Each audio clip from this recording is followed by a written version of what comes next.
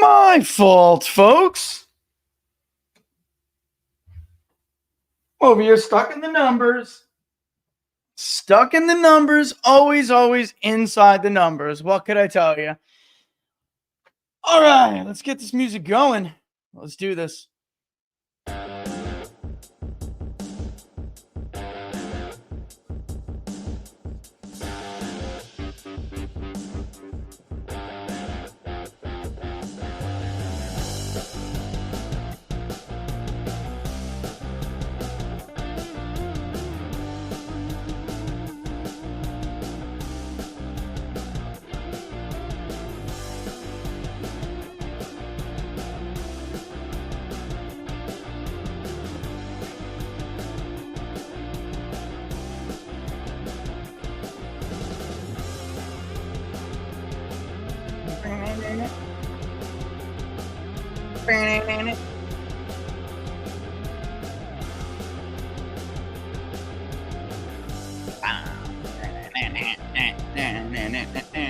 Friday, folks.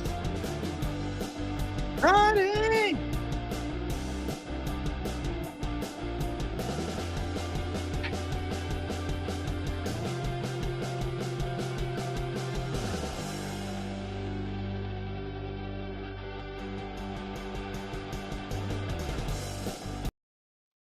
All right, let's just end it. Cut, because I'm late. Welcome to Inside the Numbers, folks. It's the People's Pundit. Thanks. It's Friday, Freewheeling Friday. So I will try to answer some questions at the end of the show today. If you don't forget. If you don't, I hope you like it. You wouldn't be watching if you did. If you like the show, don't forget to like it and share it far and wide. Of course, the best place, as always, to follow us is right on your screen, right there. peoplespundit.locals.com. peoplespundit.locals.com. All right, so looks like we're gonna have, if it's not every day, which I don't know that it will be yet. It's just that they're so behind the clock on this.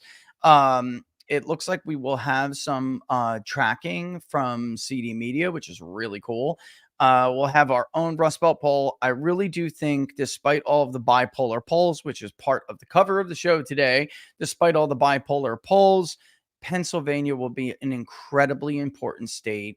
And I don't know how. I mean, putting polls aside, which we're going to talk about in a second, putting polls aside, I don't know how Kamala Harris wins the election if she loses the state of Pennsylvania.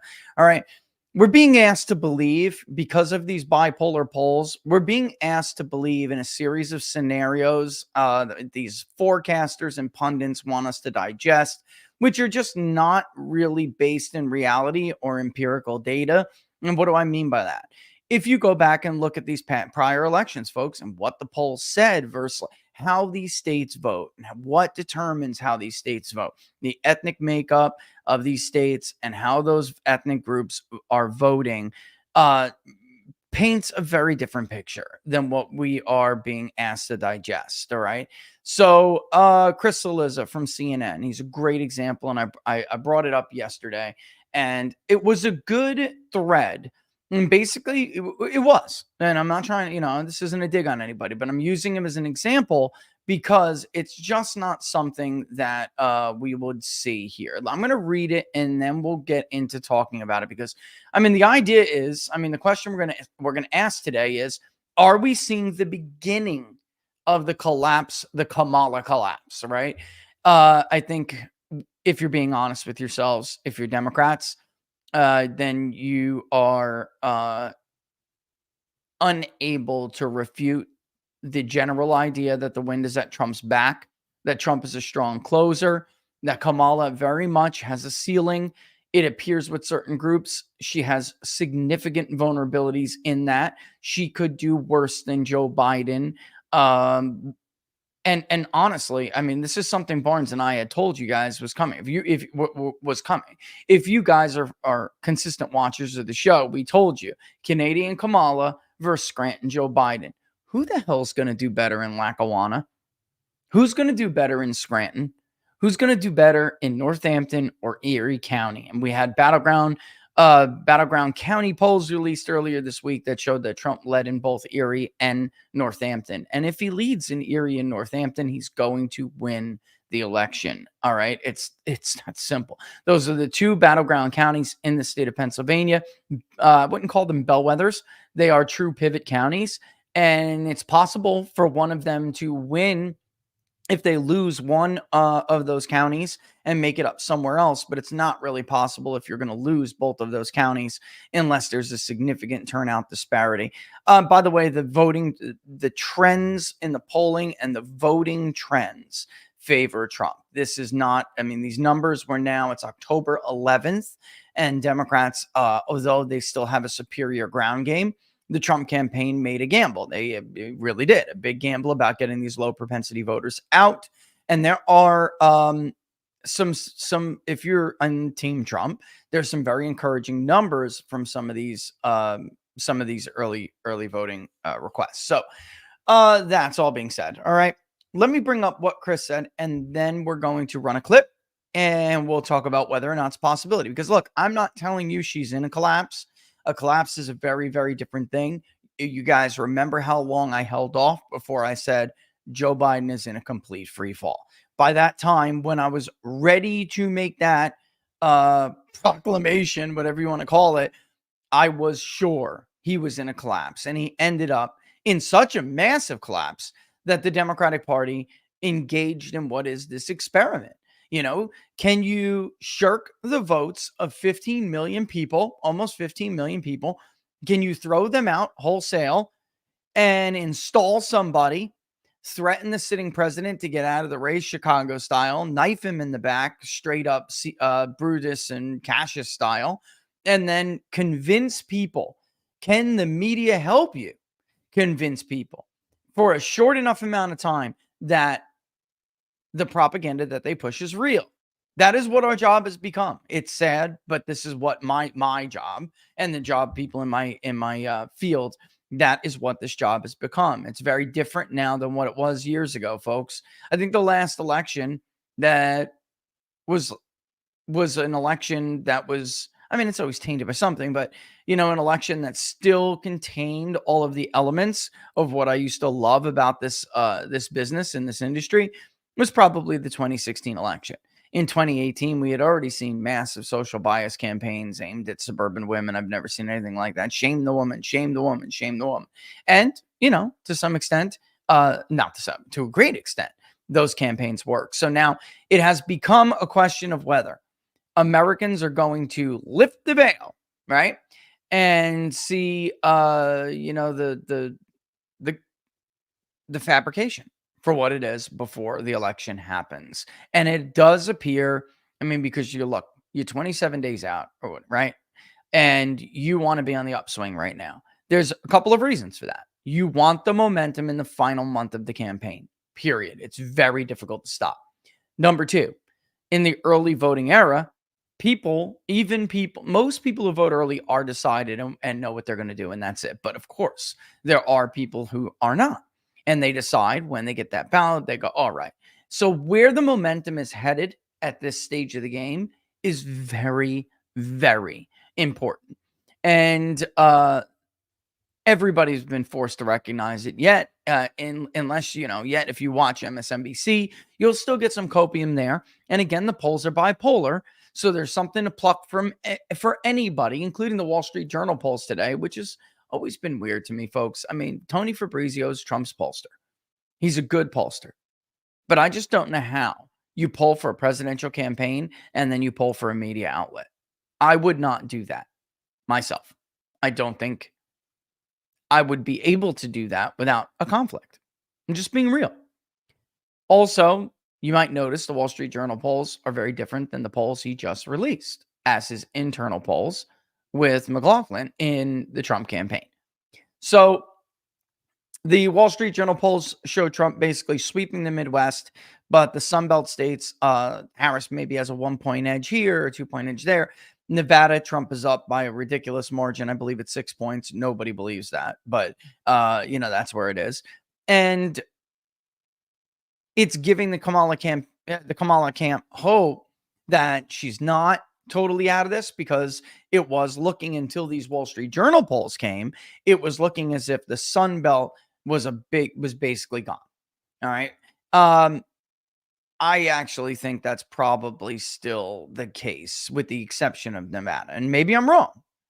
When we polled Nevada, I will tell you, even though I've showed a couple of you privately, but the person just doesn't want it public. But I am allowed to say, I mean, it was Trump plus 2. It was a very close race, not a Trump plus 6. I don't know how you get that in the state of Nevada, like this close to the election. And I was concerned about it because the public polls didn't agree with me until the culinary unions came out the other day and said, listen, polls be damned. Trump's going to win this state if the election is today. I have learned to listen to the culinary unions when they speak as a pollster. We all thought Sharon Angle was going down to Harry Reid. The polls showed it was not even that close at the, maybe within 5 points if Harry Reid was lucky. And guess what? The culinary union said, that's all garbage. The polls are wrong and Harry Reid is going to win. He won. But his grip on those culinary unions has slipped. He's gone. The Democratic grip is gone because it was a Harry Reid phenomenon. Now they have been able to hold it just so ever so, ever so close, but it slips away more and more every year. In the state, along with North Carolina and California, which is weird to some people to hear that, but it is true, are actually states that are continuously trending, even when Republicans lose them, still trending to the right compared to the national mood, right? So what do I mean by that? So Biden wins the popular vote by a little over 4, almost 4.5, right? Wins the election, but California moves 5 points to the right. Okay. Nevada moves, but it doesn't move as much as the nation does. It only moves a point. So it was 3.5 points, almost more Republican than the nation overall. You understand what I'm saying? That's basically partisan voting index trends. But North Carolina, ditto. Nation moves 4.5 points. North Carolina moves 2.5 points. All right. So it means the states are getting more Republican, and they're more Republican than the nation overall. Now, that could change, but that's been a long-term trend in the state of Nevada. So I was, pretty confident in the polling itself, but that's it. Now as I'm telling you, if you talk to people, they'll be honest with you. If you know anybody, unlike some of these other forecasters, modelers, they don't know anybody. Everybody knows them only because they know their names and the media has covered them, but they don't actually know anything about campaigns, and they don't actually know anybody in campaigns, and haven't known anybody since David Plouffe made him his bitch. And, he passed off David Plouffe's internal polling as an election model, because that is what he did. All right. In any event, everybody outside of that now is even being forced to reconcile this. Here's Chris Cillizza from CNN. I'm going to read it, and then I'm going to tell you my response to it, what I think. All right. So he says, it's clear now that the Kamala Harris's blue wall is showing cracks, because here's the kicker. The NBC News, Wall Street Journal poll is actually not that far off. Actually, it's just the Wall Street Journal poll now. It's not that far off from what a lot of others are saying if you talk to people in these campaigns. And they'll basically tell you that she has got a major problem in the Rust Belt. She's not liked the way Joe Biden was liked. She has a ceiling. It's an issue. Pennsylvania is very, very difficult. And it's funny, it's blue here. We'll get into that. But Pennsylvania is feeling very Trumpy right now. We're going to go over some of the Catholic vote numbers from Michigan, from Pennsylvania, and I'm going to show you what they look like. Barnes just tweeted about the Pew Research poll. That's their final. They're done. And I imagine they wanted to get this one out before it might have gotten worse for Kamala going forward. It was only Kamala Harris +1. Well, that's a real problem, since they overstated Joe Biden's support immensely, and they had Biden up by 9. They had Hillary Clinton, I believe, up by 7. I could be wrong. Might have been more.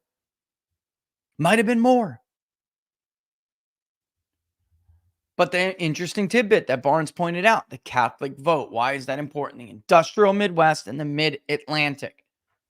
Unlike a lot of other states, it's still rather Catholic. They're a big block of the vote. And when you get into the Northern Great Lakes states, you're talking about Norwegian Catholics that vote very different from some of their secular or even Protestant, some of them.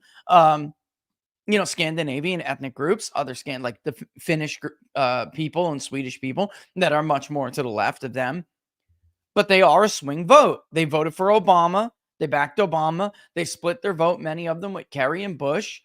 It tightened in 2020 with some of these specific ethnic groups, and Biden did better with them. Many of them liked Joe Biden, and Biden was this Catholic Irish, so it matched. He shared, they thought he shared their values.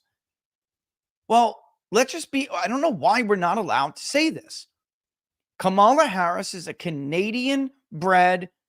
Yeah, sure, she's American. I'm not going to get into that. I'm not a lawyer. I'll leave that for other people. I don't go down those roads.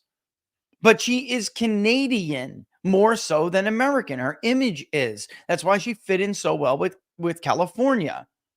All right, it's much more to the left. But it's not a red-blooded American image. She's also not Christian or Catholic, let alone Catholic. Her own mother has said that she has never, ever embraced Christianity. So there's nothing wrong with saying that. Pennsylvanians got lectured by Barack Obama yesterday. I do not think that Barack Obama did her any favors. For these people who I'm talking about right now, especially men, Barack Obama lectured them about what's best for them and that he knows what's best for them. And if you have a problem with voting for Kamala, it's not Kamala or that she doesn't share your values, you don't trust her, or she hasn't run a lemonade stand correctly since she's been an adult woman. All right. Like, it's none of that. And you're basically a misogynist. He took the tone. Which one is it? Because she's a woman or because she's not white? That's not going to play well. These are the same people who voted for him. This is what everybody seems to be missing. A lot of the same people who voted for him, including Catholics. Pew Research, coming full circle here, has the Catholic margin where they had it. Oh, no, excuse me. They didn't, actually. They had it going for Hillary Clinton. It did not. It went for Donald Trump. And their margin among Catholics for Donald Trump right now is the margin roughly almost identical to the one he won in 2016 when he became the first Republican candidate for president since 1988 to win any of those blue wall states. All right.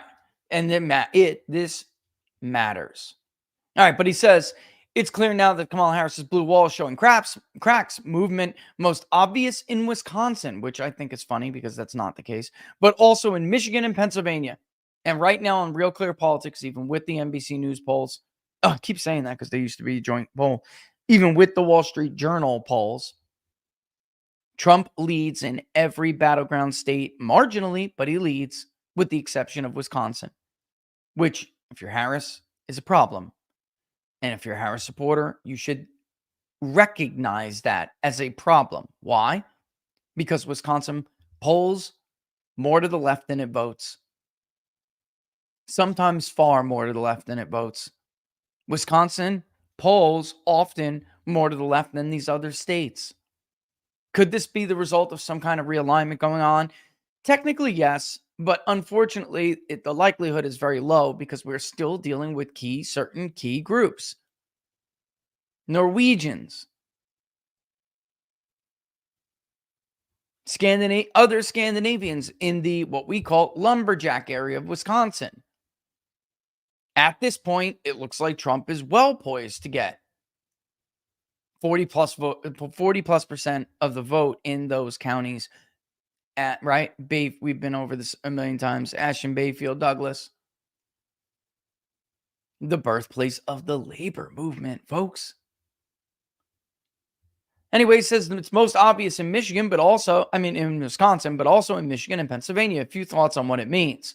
Stanner at Decision Desk wrote this in an email to friends and clients earlier this week. 1 month ago today, our polling average at Harris at 1.1, and today it's Harris 0.3. This trend, while slight, is consistent across all the upper Midwest states where Harris still maintains a slight probabilistic advantage in Wisconsin and Michigan, but has ceded ground in the forecast and polling averages over the last month, losing 1 point in Michigan and 2.5 points in Wisconsin.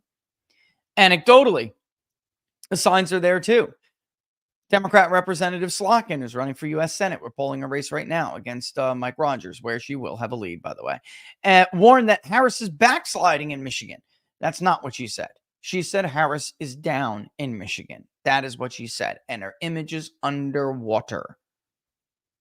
The Washington Post did a story Wednesday about how Harris is struggling to turn out black voters in Wisconsin. The Harris campaign has deployed a team of black surrogates to the state of Michigan to basically tell black men, do your duty. I'm not kidding. Ask Politico. And new polls affirm the movement. Quinnipiac and Emerson both out with new data in all three blue wall states over the past 24 hours, and all show movement slight toward Trump. That's not true at all. Quinnipiac showed significant movement to Trump in Michigan. What are you talking about, bro? He was up by 4 points, which is too rosy. I don't think he's going to be up 4 points in our poll, but he's going to be up. Just letting everybody know right now. It is close, but it is like very clear that he has advantages with very important groups, particularly groups that we know and have identified and discussed as swing voting groups. And this guy closes strong. The trend is favoring him again. This is what Hillary Clinton began to experience in the second week of October. I'm sorry, can somebody please let me know what week it is in October? Right. The electoral math is pretty simple. Harris cannot lose 2 of the 3 blue wall states. If she lost Michigan and Wisconsin, Trump would only need Arizona and Georgia, where he's currently ahead, to win the White House. And that would be with Harris winning PA. Here's the kicker. Let's say the Wall Street Journal poll is correct. Trump still wins. Let's say Harris squeaks out some victory in Arizona where both campaigns think she is not going to win. I'm just telling you. Let's say she squeaks it out in Arizona. But he wins Pennsylvania, Wisconsin, and Michigan. Good night, especially since in that poll, I mean, if we're going to recognize the poll is accurate, that poll, and we'll go over the map in a little bit, that poll has him winning Nevada. Look, the race is still very close, but the current trend line in the 3 blue wall states is not good for Harris.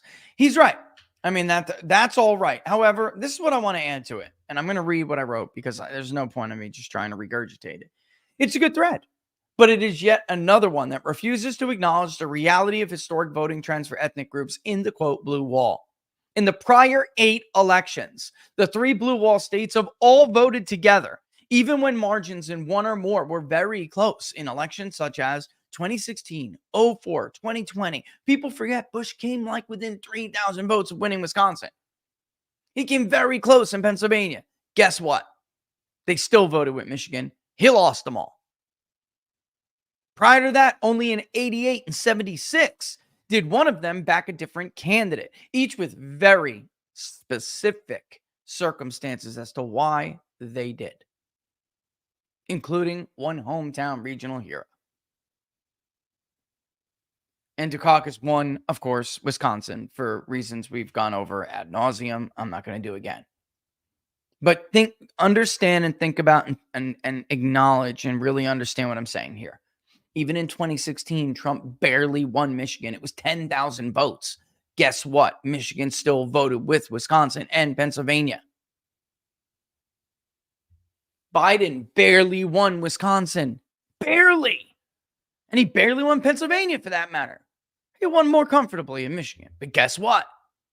They still voted together. Could they split? Of course they could. Anything's possible. But these ideas like this map right here are rather ludicrous.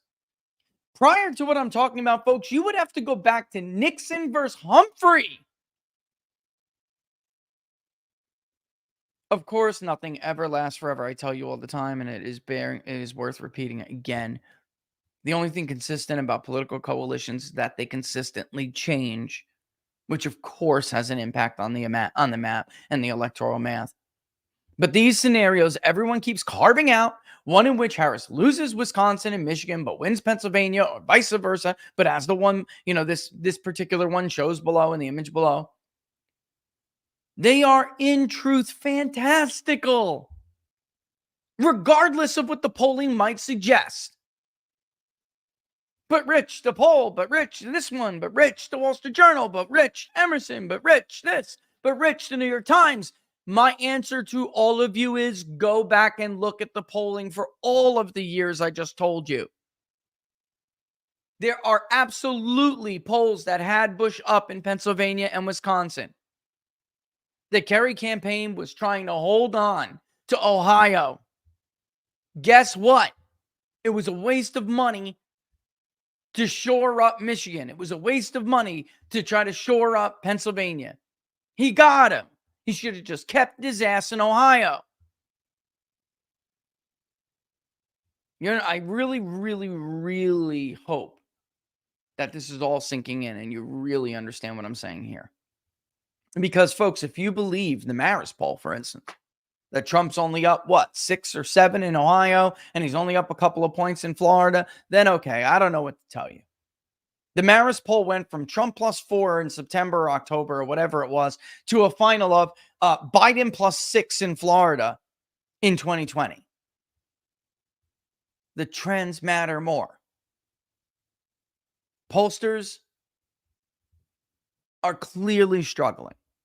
If they weren't, the polls would not be bipolar like this. In 2016, it wasn't as bad as 2020. The misses weren't that bad. When we were showing Trump up in some of these states, like some of them were kind of close, with the exception of like Michigan. Mitchell Research had Clinton winning Michigan by 6 points. We had Trump winning it by 1 point. That's not really reconcilable. You have Franklin and Marshall in Pennsylvania, Clinton +12. But there were other ones like Jim Lee out there saying, no, this is closer. It's like a 2-point race. Clinton has a 2-point edge. We gave Trump a 1-point edge, 0.6, exactly what he won by. So my point is, this feels very 2016 to me. In 2020, it was a total groupthink consensus. With the exception of the people that are constantly maligned every year's low-quality polls. And you know what? I have a response to this high-quality poll, low-quality poll nonsense that they carve out, which is really a form of censorship. That's what it is. They don't like some pollsters who aren't in the club. They're jealous of them. They've done better than they have. So they call them high quality or low quality. Haven't you noticed, folks, that every time there's a poll that Nate Silver doesn't like, they're all of a sudden low quality polls? No, they're all of a sudden weighted down and given less weight in the models than polls that he previously did not tout or did not like. As long as the Democrat is ahead in those polls, they will get a higher weight. All of a sudden, Atlas Intel gets a lower weight than the Bloomberg News Morning Consult poll. One of 2 polls, along with NBC, that had Democrats winning the generic ballot in the House vote nationally in 2022. That is given more weight in the model than one of the most accurate pollsters in recent they're a global polling firm, but in the United States elections, they are arguably the most. You can make that case. Some people have. They haven't polled as many states as we have. They did edge us out in the national vote last time. They did. They got like 0.2 of a percentage point more accurate than we were. We were right around Biden 4.1 or something like that. They were Biden 4.3. They got us. All right. So Emerson, again, then now all of a sudden Emerson is a low quality poll. Quinnipiac is being dismissed. Atlas is being disregarded. Have you noticed? It's a pattern. Have you caught the pattern? All right. So the real question is, though, and there's all this fighting between him and Mark Halperin over whether or not internal polls are more accurate. And he seriously wrote an article that they're not more accurate. Listen, folks, public polling is expensive. We've talked about this. I tell you right now, this is as transparent as it comes. The public polling project waits till a project is funded $8,000 before the poll is done. Guess what, folks? It doesn't cost $8,000 to do a poll, and it sure as hell does not cost $8,000 to do a poll correctly. In the media world, in the university world, you are given a budget. You cannot exceed that budget. So if you get a bad response bias, right? If you just have bad data and you know it's bad data, look at the Bloomberg News poll in Michigan. Perfect example. The answer to that, as Tom Bevan argued in this podcast, there are 3 things you could do. You could just junk the data. You could go back in the field You could release it with a caveat, right? There are different things you could do. The right answer is to go back in the field and make sure that all your groups are represented. But that increases the budget. In the internal poll world, especially at the higher level of public office, such as a US Senate race or a US presidential race, you have a budget. They need to know the right information. Are they always right? Is any pollster always right? Such a ridiculous argument. But they are done with more care. They are done with more attention to detail. They are done with larger samples. So are you seriously arguing to me that basic tenets of basic principles and statistics are not, they're not real? You don't believe in statistics anymore? Lower response rate. What's the only thing you can do to compensate for a low response rate, which everyone gets in this modern era? Larger sample sizes to make sure or to help ensure that different subgroups are represented accurately and fairly. Are we arguing that that's not the case anymore? I mean, it's just such an asinine argument. It's such an asinine argument. Are there some pollsters that are yes men? Sure. And guess what? In the media and the university world, there are some polls that are party men. Do they want to go out there and just being devious and sinister and fudge the numbers? I don't see it that way. Some of them I think do. I think that is just reality. But overall, I think that they suffer from groupthink. I think they're in a bubble and they don't understand the public. So when they get a red flag, they don't notice that red flag. And I also think they exploit and take advantage of known flaws and failures with public polling because it helps their preferred party. So they can save face and they can say, well, I was close. And, that's within the sampling error. And, we are all having a difficult time reaching group A, B, and C. So, had we done this or waited that way? I mean, the New York Times does it all the time, folks. They do it all the time. They just reweighted their prior polls because they took so much criticism. And guess what? They showed Trump comfortably ahead. They do it all the time. In the private polling world, for the most part, they want to know, where do we sink this money for targeting? Who wants to hear? Who is persuadable? With what message? It has to be granular. It has to be detailed. The idea that a 350 sample Bloomberg News poll is going to have more value than a 1,000, 2,000 plus privately conducted poll is ludicrous. Ludicrous. So they say high quality, low quality. I say high accuracy, low accuracy. That's what counts more. Because at the end of the day, that's going to tell you whether a pollster has a sound methodology or not. What is their track record like? Do they have a proven track record? And I'm spending a lot of time on this because, look, they're acting as if the public polling is a clear consensus and the internal polling from both sides is just like going to be out in left field. It's never accurate. That's his argument. That's ridiculous. It's also falsely presupposing that the public polling agrees. It doesn't. Back to what we had talked about the other 2 weeks ago, 3 weeks ago. There were very clearly two different groups emerging in this election. One is a group that's more rosy on Harris's chances, but it's not just that. They don't really show a realistic race. Their margins are skewing the averages because they're not just showing a lead for one candidate that's outside the consensus. They're showing one that is just not plausible. And the other group is now clearly showing a marginal, but a Trump advantage. The race is very close and the margins are very believable. So if Tony Fabrizio gets a Harris +1 in Arizona, but Trump wins by 2, guess what? That poll wasn't incorrect. But believe me, the Bloomberg News, Harris +6s and 7s and 11s are going to be wrong in Michigan. So, again, I'll ask you what I asked you 3 weeks ago. Which one is most likely to be correct?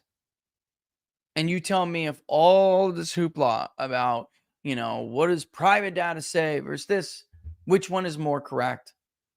Democrats on the Hill right now are teetering on the line of saying things like, it's time to save the Senate. It's time to save the House. It's time to stem the bleeding in the Senate. That is what, or if this continues, and I think the Wall Street Journal poll is going to put that on pause for a little bit. But I'm telling you, as it stood yesterday, going into this weekend, they were on the verge of starting to make claims like that. And of course, they'll give King Obama a chance to right the ship. I don't know why they think he will. He couldn't for Clinton. I don't know why he think they will here. They would have given him a little bit of time, but we were on the precipice of hearing those kinds of remarks. And how do you know Democrats think they're losing the election? Here we go with the attacks on the Electoral College. Every time Democrats think they're losing an election, a presidential election, they begin to assault the Electoral College. Let me ask you guys a question out there. What happens if you lose the popular vote? Because I got to tell you, there's also something else that doesn't jive here and why the polls are bipolar. She cannot be down to like a 10-point lead in New York. And New Jersey cannot be between 7 and 11 points. She cannot be running 10 points below Biden in Maryland. And by the way, Clinton. She cannot be down in Florida, let alone by 13 points. Stay tuned. That cannot be the case, along with California running 10 points to the right than it did in 2020. And Kamala wins the popular vote. It's not possible. The math doesn't add up. Hillary Clinton's entire 2+% lead in 2016 came from 2 blue states. More specifically, it came from 2 metropolitan areas in 2 blue states. You could chalk it up to the boroughs and Los Angeles. So where's she getting it from? That leaves her Chicago. I don't know. I mean, maybe what we're seeing in the Midwest, which I'm going to show you in a second, with black men somehow doesn't materialize in Chicago. Maybe. You're bipolar. It doesn't jive. Sorry, it just doesn't. That being said, I actually think the most likely outcome is like a range of where Pew Research is coming out. I think that the popular vote is going to be close, no matter who wins it. All right. Let me play something right now from our favorite election mafia analyst. And then I'm going to play another clip that is curious. You should watch this show if you don't watch the show, by the way. It's a good show, but I'll get there in a second. But he's an astute guy. Not this guy I'm going to play first, but the second guy, I'll remind you, was all over Fox News going, I don't care what your polls say. If you don't feel it, that's your fault. Trump is going to win 100%. And he wasn't that comfortable in 20, although he tried to put on a good face, but he wasn't that comfortable. Oh, God, it's 12:20, 12:41 already. By the way, I'll be on Solomon later. There's a lot I have to do. Mark Robert, I'm going to be on Freeform Friday, 5 o'clock, I think 5:30. I don't know. I'll get it all for you. Laura, pop on in here and tell them when Freeform. I don't know. Laura handles it all. It's kind of crazy. I'm like getting concerned. I don't have time to actually do my job. Like we've had to say no to a lot of interviews, and that kind of stinks because the more interviews you do, folks, the more you get to make the rounds, and obviously the more followers you accumulate, and viewers that can come and join the great community that is you guys. All right. Let me play clip A. This is CNN. Harry Enton. Go. All of this bedway Why they're upset. among Democrats, maybe it's an Bedwetting. Why are Democrats wetting the bed? He is being honest with you right now. Okay. Democrats are pissing their pants. Look, most people are gone in DC right now. The only people that are left are people who work for congressional members. They're home trying to save their seats. They're home trying to save their butts. But their staffers are there. Their legislative assistants are there. And I got to tell you, they're just sharing polling data with everybody. We're in deep shit. It's Kamala's fault. More than a few are saying they don't think they would be in this much trouble if Joe Biden was still the nominee. The Biden camp is rifting with the Harris camp because they made the dig last weekend that, see, we told you were going to do worse with these white working class voters. If we were able to stay in the race, Joe could hit the field, spend his money. We think that Joe would be in a better position than you are right now. I've personally made that case myself, that is at least a distinct possibility. Yes, he was in a free fall, and yes, he was going to lose probably. I mean, but not probably. At that time, he was absolutely going to lose. But could he have made it closer? Like, what I'm saying is this, and I'm not saying it's going to happen. I'm just saying, like, I think the chance of it happening is high enough to talk about. That he could beat Kamala in a way that we're all sitting there going, oh, there's no way he would have beat Joe Biden like this. I absolutely think that is the trajectory if they don't arrest it right now. All right. All right, let's get back to it. I'll shut up. Why are Democrats bedwetting? Democrats, maybe it's an eternal problem, but let's take a look here. Yeah. These are, of course, the Great Lake battleground states, the states we've been focusing in on. If Kamala Harris wins these three, she most likely gets to 270 electoral votes. Take a look 3 weeks ago. Harris was ahead by 2 in Pennsylvania, 2 in Wisconsin, 3 in Michigan. Look at where we are today. The race is even tighter than it was. Today, it's a 1-point advantage in Pennsylvania, 1 in Wisconsin. Okay, that's called Enton's aggregate. On Real Clear Politics, she is down in every single one of them, except for Wisconsin, which is currently, I just had it here. Give me a second. Harris plus 0.3. The overall average of the battleground states is Trump 0 plus 0.4. In Arizona, it is Trump plus 0.5. In Nevada, it is Trump plus 0.2. In Wisconsin, it's 0.3 for Harris, like we were just talking about. In Michigan, it is now almost a full point for Trump, 0.9. Pennsylvania, because of one poll skewing the shit out of it, it is 0.4. For Trump. In North Carolina, it is 0.5. And in Georgia, again, one poll that's skewing the shit out of it, 0.5. Enton's aggregate is considerably more Democratic and has been the entire time. Wisconsin, 1 in Michigan. Look, that's limited movement, but in a year in which this race has been so static, if we're talking 1-point movement, 1-point movement, 2-point movements, and we... I just got to stop this for a second. He just used a Democratic talking point. If you talk to Democrats privately, they're going to tell you, no, the race is static. The race is static at this point. Yeah, we lost ground, but it's static. He just regurgitated, almost verbatim, a Democratic talking point. If you talk to Republicans, they're going to say, we're up in most of the states and it's all trending our way, baby. And they're happier than pigs in shit. Trump was floating on sunshine before. I'm not kidding. He got his new polling yesterday morning. He was like, woo, woo. Everybody, let's get on a call. That is not happening over at Team Harris. They're trying to tell the media that the race is static and she maintains an edge. Yes, it is not the edge we had a month ago, so I don't know what Harry's talking about, but it is still an edge. Why is she doing that? I'm going to wait. Chat.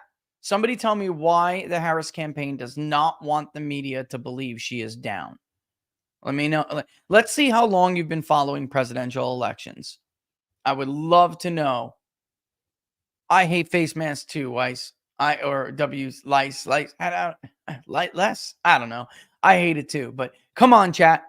I want to see answers. I'll look at them. I'll look them over before we'll play the Enton clip again. I want to see if anybody gets this. Why does the Harris campaign not want whoops. Why does the Harris campaign not want the media to believe that they are down? All right. I mean, yeah, there's donors. That's all true. You're all right about that. Raising money. But somebody's got it. Somebody's got it. There it is.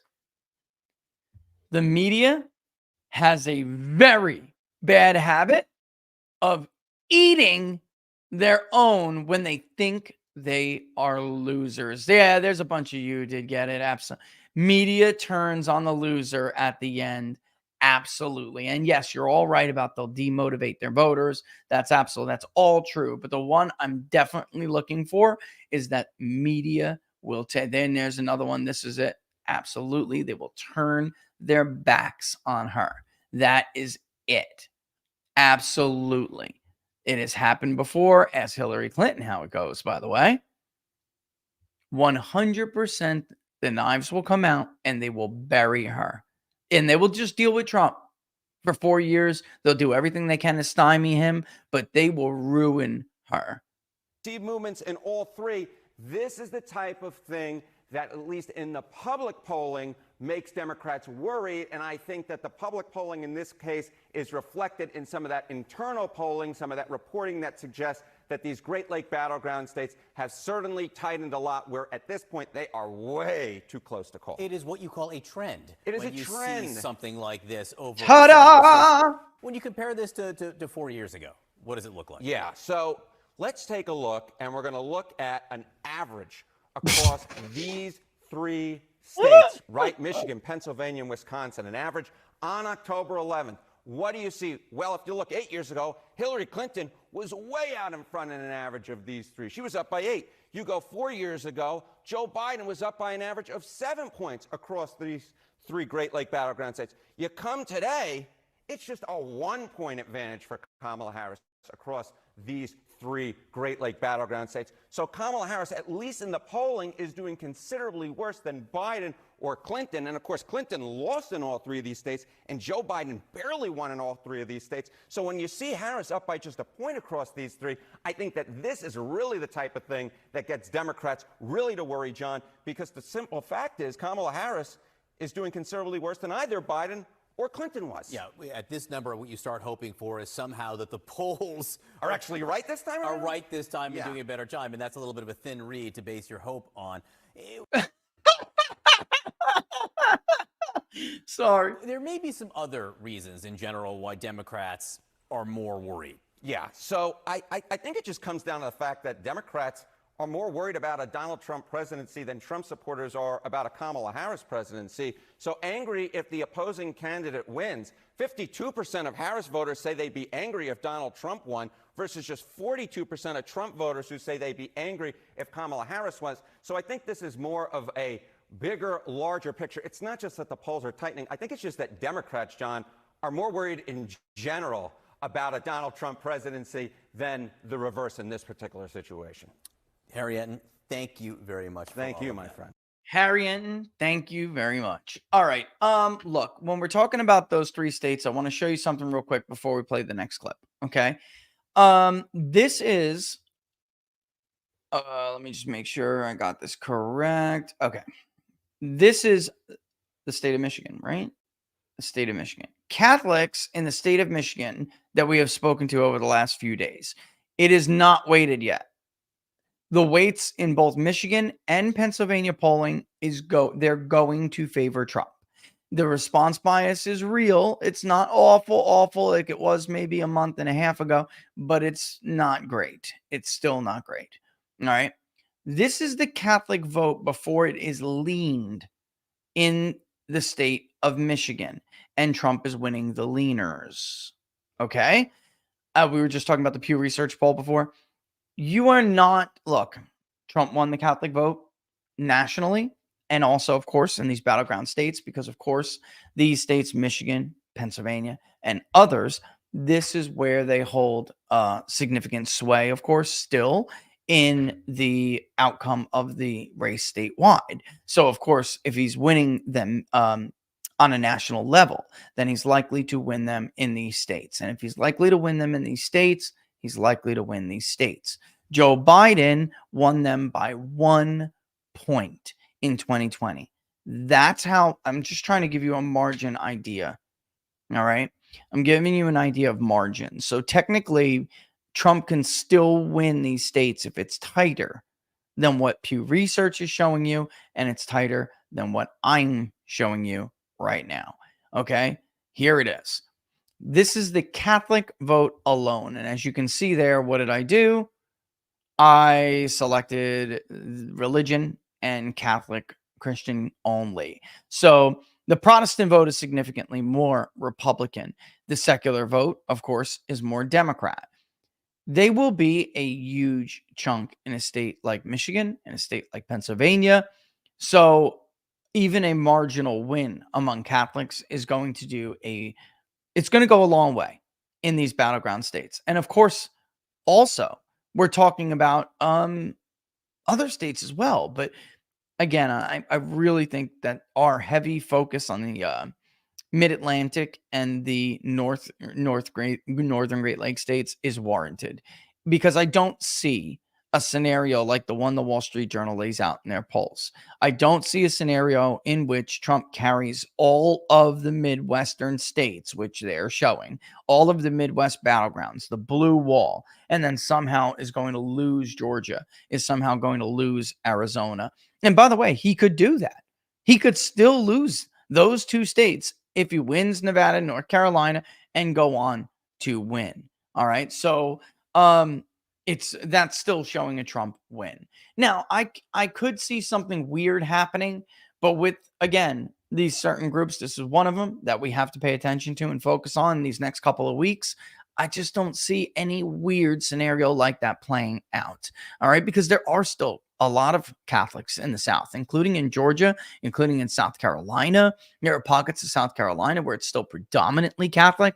And then, of course, you get out into the western part of South Carolina and you get into the Piedmont regions of both North and South Carolina, and it gets considerably more Protestant, right? It gets more evangelical. But there are areas in both of those states that are large chunks of Catholics. And here we have Trump. Obviously, he is winning Catholics 46.3 to 40.5. When leaned, he's winning them by a larger margin, which is going to put him somewhere in the neighborhood of 50, low 50s to 44. I mean, it's, no, I mean, it won't be that much. It'll be like, in this particular poll, it'll be like, no, it could be 50 to like 43, 50 to 40, 50 to 43 or 42, something, because she's not winning that much of the leans at all. So, so it's problematic.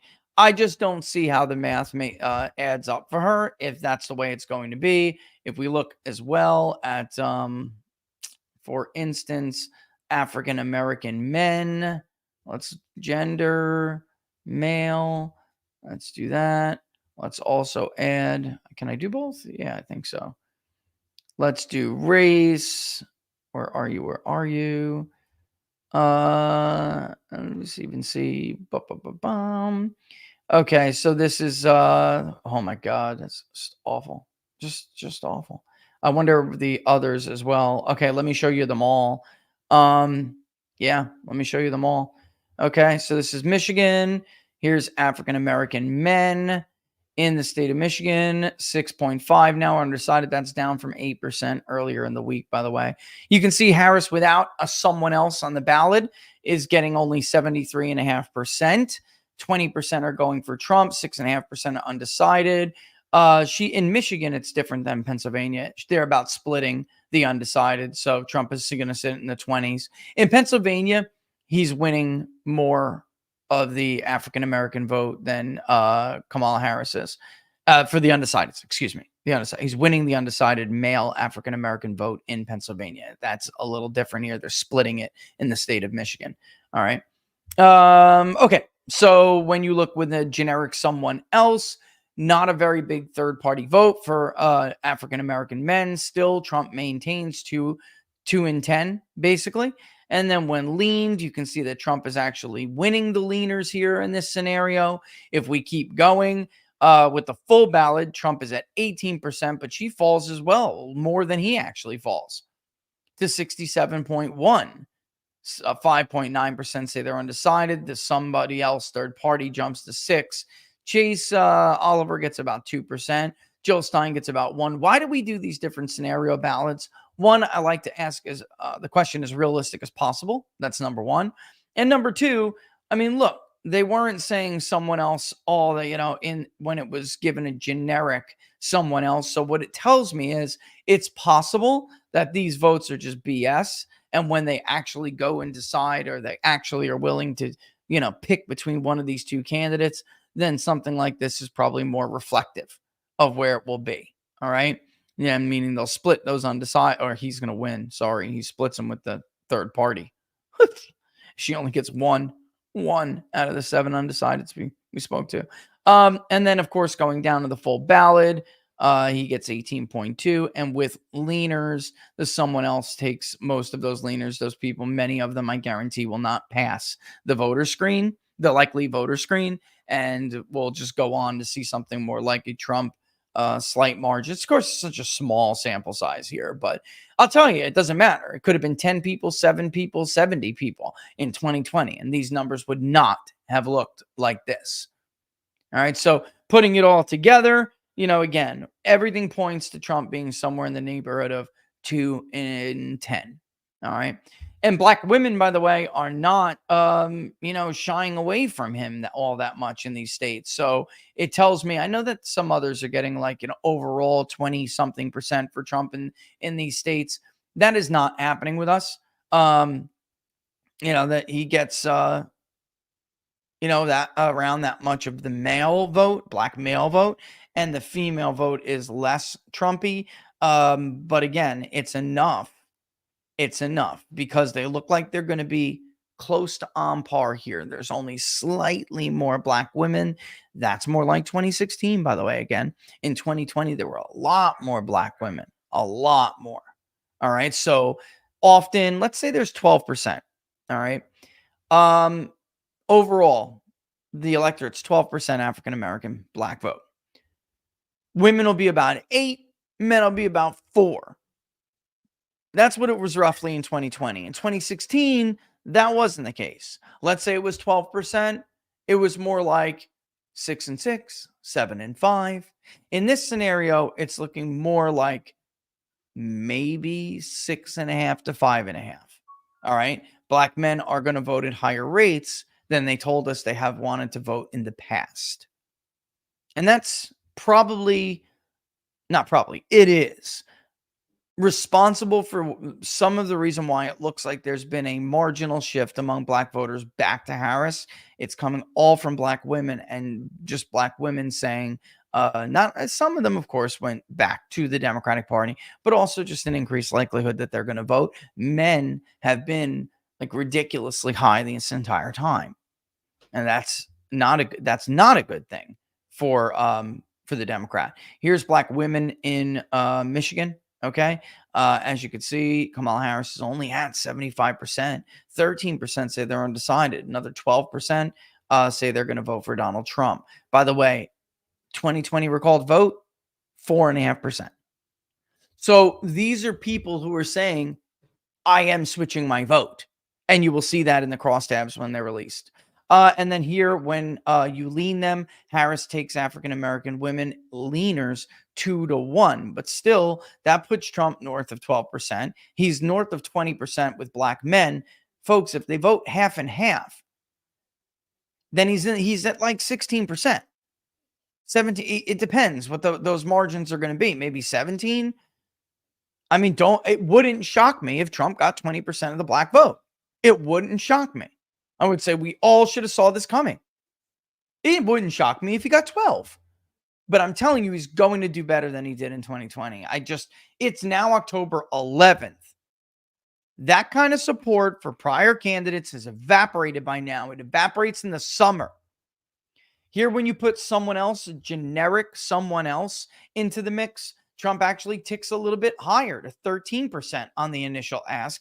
He just does a little bit worse when it comes to the leaners. Then again, so does she. Again, a lot of these people probably will not pass the likely voter screen. That's something I cannot tell you right now. We'll just have to wait until I process it. But again, north of 13%. Really, let's just keep it at 13 because it's just like one decided voter.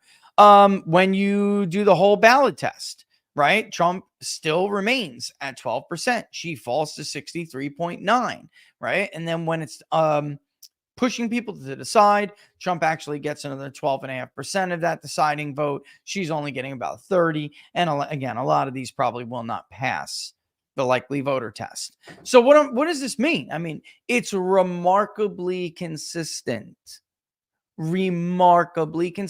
and durable. You go through all of these different ballot tests, and I'm telling you, as a pollster, I'm telling you, my experience has always been that those numbers are going to change and always tick down a little bit. Somebody's going to lose some from their piece, their selected lot. It's going to go into somebody else or whatever. He's not dropping below 12, which tells me whatever that final number is going to be, it's a firm floor. A firm floor. All right. So, man, it's 1:03 already. We got to stop and take a break. Let me get 30 seconds to go get a drink of water because I don't believe I grabbed any here. And when we come back, we'll do some reads to pay the bills and then talk more about the polls. I didn't even get to play that other clip, which is time we do that. I think is worth. Listen, he's a partisan, but he's been around a long time. And you can listen to the tone in his voice. It's perfectly indicative of what I'm talking about when I'm telling you that Republicans are optimistic as hell, because it's not just Trump's internal campaign polling. They're all doing their own. Ditto with the Democrats. They're all doing their own. All right. So let's not pretend like there's some kind of freaking consensus out there that doesn't exist. All right. You're watching Inside the Numbers with the People's Pundit. Don't forget to like the videos if you like them, to share them far and wide. We'll be back in about 30 seconds.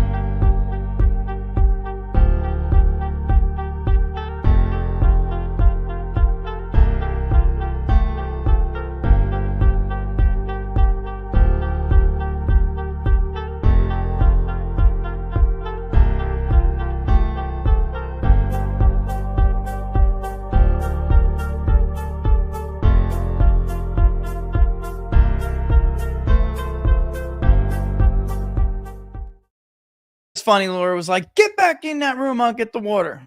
Well, while you're at it, is it possible to get a cup of coffee too, darling? All right. You don't get much sleep in my business during these days. That's what it's all about. It's really like the Super Bowl of election forecasting and polling, especially public polling. I mean, why the hell would you? I just don't understand these ideas. Like, I'm quitting the horse race. And I guess I kind of like somewhat respect the decision by Gallup and Pew. They've scaled it back significantly. They're only doing this final and they're done. I don't know why they did a final in the beginning of October. Unless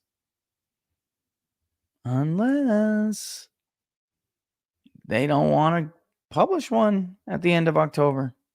They don't want to do it. They don't want to turn that blue to red. They don't want to. With every fiber in their being, they don't want to. Look, everyone wants to be professional, or at least they want to say they're professionals.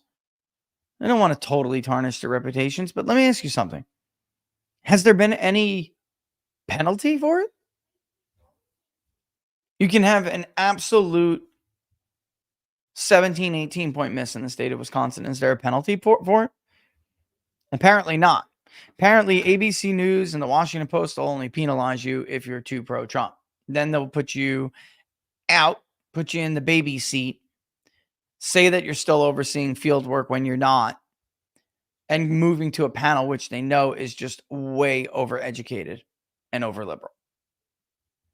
And I think it was Mark Harris a couple weeks ago. We read an article that he had written about what was going on with response biases. It's even beyond it being too much high education. It's even beyond that. It's like even your working class is too liberal. Mixed mode. All right. I don't know how many times I could say it. Mixed mode. All right. Let's take a real quick break. Let's pay the bills, shall we? Speaking of which, with everything that's going on in the world right now, it is no wonder why people are looking for protection and financial security. If you've ever thought about investing in gold or silver, or maybe you just want to diversify your portfolio, which you should absolutely do, then the folks at Freedom Gold USA are definitely the place to go. Look, I give you the spiel every week, but what I like about these guys is that they really are beyond the hard sell. They want to make sure that you have you have enough information that you have the confidence to make a decision, and that you're confident when you do finally make that decision. Look, they got great deals for viewers of Inside the Numbers and What Are the Odds. If you call the number on the screen or visit the website below, which I'm going to read to you in a second, then they have significantly reduced the initial commitment amount. All of these houses have one. It could be 50K. Most of the people you hear on the radio and on TV, they're 50K initial investments. Some are 20, some are 10. All right. They are even 5 at Freedom Gold USA, but not for you. They are 5, just not K. 100. And you still get free insurance and shipping on all orders. And it's not over yet. You get thrown into a prize pool, and we'll obviously read the winners of the prize pool. Every month. So go to freedomgoldusa.com/rich and go check out and see what kind of deals you may qualify for. You can get a $500 credit on a new gold or silver IRA. There's other deals. If you don't want to take one of these, then go see what you may qualify for. You might be surprised. Or you can call the number on the screen. Of course, tell them Rich, People's Pundit sent you. 888-279-3592. 888-279-3592. And I got my other one of these, by the way, folks. I am like super, super stoked about it. Look, it's no secret, the world, and I get it, the world feels like it's on edge right now. Tensions over the upcoming election, economic instability, supply chain shortages, health threats popping up left and right. With talk of a new pandemic on the horizon, if you're waiting for the medical industrial complex to protect you and your family, when things go sideways, you're making a huge mistake. You have to take action and be prepared. That's why I want to talk to you about the Wellness Company, right? And their emergency contagion kit. It's a lifesaver put together by real experts like Dr. Peter McCullough. Inside, you've got medications like ivermectin, hydroxychloroquine, right? Budesonide, and even a nebulizer. These are critical medications to treat respiratory illnesses and so much more, especially heading into flu season. Can you imagine when you or your loved one need these medications? Are you really going to risk being told no? Don't let any play gatekeeper with your health. Just a few clicks and the kit will be delivered right to your door. It's peace of mind for you and your family in uncertain times. I have my kit. We have 2, and now you can get yours. Go to twc.health/TPP, twc.health/TPP, and get $30 off right now. Kits are only available in the US. Sorry for that. I always got to apologize for that. But it is the way it is. If you are in the US, do not wait for the next crisis to hit. Be ready, be active, not reactive. Proactive, not reactive. Get your kit today. Links in the description, twc.health/TPP. All right, let's go to this next clip that I've been talking about. The headline of the show. Is this the beginning of a Kamala collapse? I'm not ready to make that yet, but the trend is definitely favorable to Donald Trump, more than favorable. If I was Kamala Harris right now, I would be about 70% sure that I'm going to lose. You cannot be on the ass end of momentum, folks, on October 11th. Some of the things that we had seen were weird. Oh, now Harris is the change candidate. She's narrowed his advantage on the economy. Not enough. And I went back and looked at Gallup's advantages. It's lower than it was against Biden. It's lower than it was when it started out polling with Harris. But it's basically back to historical norms of when someone wins an election. Not basically, it is. Who do you trust more in the economy? Trump, 8 to 10 points. What's your most important issue? The economy. And we say inflation and cost of living. That is now running away. The most important issue. We were sitting there nationally 30, 31, 32%. It's going to be much higher than that in Michigan and in Pennsylvania and in new national polling. It will be higher than that. Because people are deciding. They're making up their mind. The economy and jobs is second because we split them up. So, I mean, and overwhelmingly, those two together are a majority. And then coming up third in the rear is immigration and border security. Massive problem for the Democrats. This is why Kamala doesn't know what the hell to do, because the abortion issue is hers. Again, that's a Democratic issue again, to be sure. But it's a niche issue. And you have to win it by such a large margin, you're countering the other three. So then she's decided, well, what am I going to do with that? Let me figure it out. Let me expand that message into healthcare. And they're running ads. I saw one here in North Carolina. They're running ads with a black male, of course, because they have a major problem with young black men. So, of course, it's a young black male, a dude sitting there going, well, you know what? Under Kamala, like Trump tried to take my Obamacare away. Under Kamala, I'm doing so much better. My mother gets prescription drugs cheaper. She gets her, and it's the most dishonest ad I've ever seen. I'm not, that's not true. I've seen worse, but it's a very dishonest ad. All right, what you expect this time of year from, but I mean, there's some real doozies. Like the bottom line is Joe Biden is not responsible for insulin being lower. Donald Trump is responsible for doing that. He opened the door for that, and without it, they wouldn't have gotten what the Biden administration did. Give me a break. And by the way, he wanted to do it as an act of Congress, and so did Elijah Cummings. He wanted to join him. But Nancy Pelosi said, don't you dare, we're not giving that son of a bitch a win.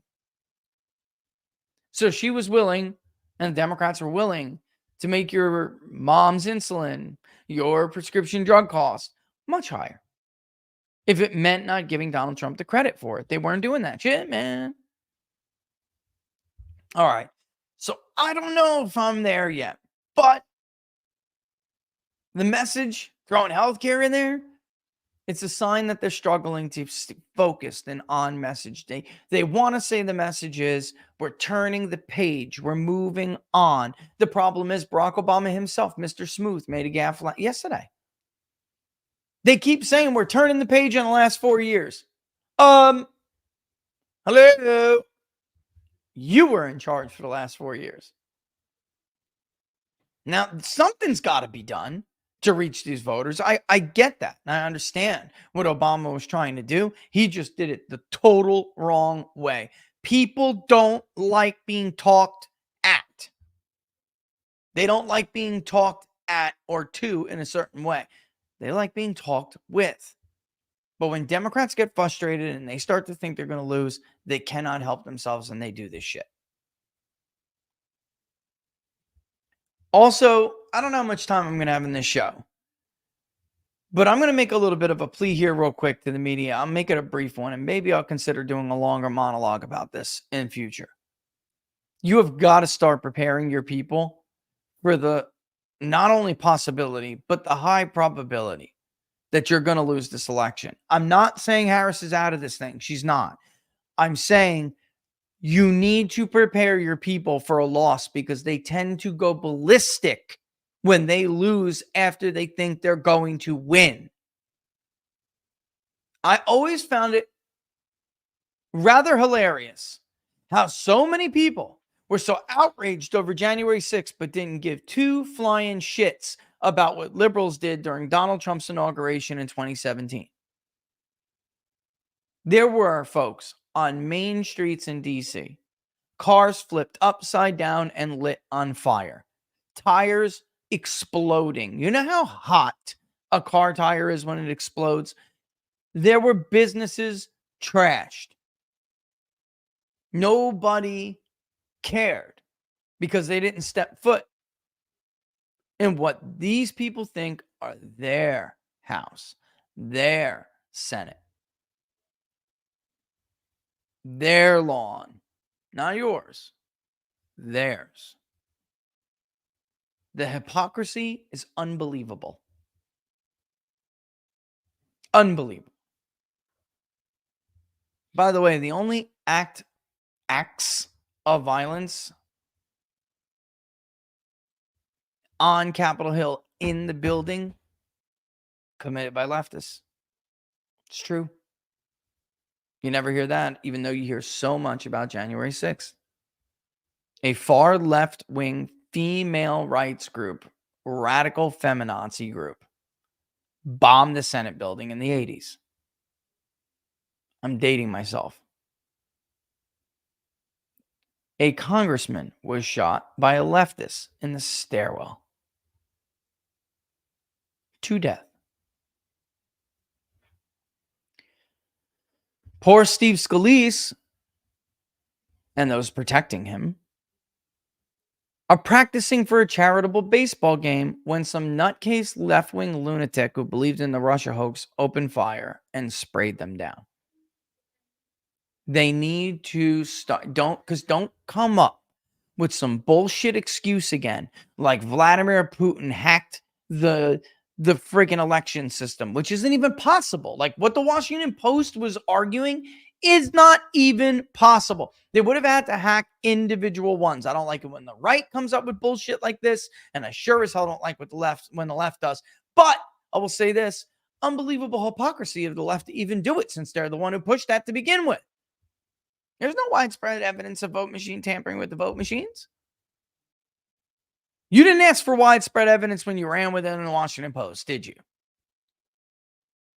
Vladimir Putin. Trump loves dictators. He's giving away Ukraine. Then the people put some ballistic message on their freaking Facebook and they go kill people. I guarantee you it won't be because Kamala could not connect with young black men. Because Kamala could not connect with the working class. Thank you, sweetheart. Well, she connects, but just a different way. Oh, Laura. Did you guys hear that? You're going to get me in deep trouble. I'm bad enough. Did you guys hear that? I hope not. Yeah. I mean, it won't be that. It won't be. It'll be some excuse. It'll be some fabricated hoax. You watch. And for those of you who aren't doing enough, I'll tell you right now. You know who I really think they're going after? The people who got out the vote. And they'll say it was shadowy money. I think it came from Putin. Yep. They targeted all these non-voters and got them out. I think Putin did it. It was Putin. Prepare your people. Spare us the crazy, please. Country gets ripped apart every time these people lose an election they didn't expect to lose. That's why I never took the J6 thing seriously. I couldn't. I'm too old. I remember too much. I remember when they were burning effigies of Bush. They wanted to hang him. I'll never forget it. Unbelievable. Truly unbelievable. The violence in Miami, breaking down doors to election judges. You count that charge, or I'll stab you with this ballpoint pen right in the eye. I swear to God, I will. It was insane. I watched there's a lot of you watching that I've never watched before because I can see the viewership is high right now. I watched a grown man, a tennis pro, that once taught my son how to play tennis. I once watched him plop down on his ass like a 5-year-old boy and sob like a bitch. I'm like, bro, so should we just like reschedule for tomorrow maybe? You're going to be all right tomorrow? I had to take my daughter out of school the day after the election in 2016 because I walked her into the school and these liberal white women were rolling around like the Pillsbury Doughgirls, crying incessantly like somebody told them that the sleepover's over and everyone's got to go home. You're grounded. It's insane. And this came from a place of shock. Shock. So I'm not saying it's absolutely going to happen. Things do look close. It just looks bad for her because it's going in the wrong direction. And he is ahead. So, like, if it's going in the wrong direction in Pennsylvania, how the hell is it going to go back? Right? Now, Michigan is starting to look like Pennsylvania looked 2 weeks ago. They need to know this shit. And part of my French, guys, I'm just saying, like, I'm really serious. They need to know this. People need to be prepared.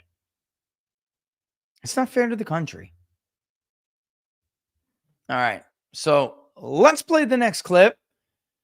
No. Bad idea. Red team go. Shut it down. Red team go. Red team go.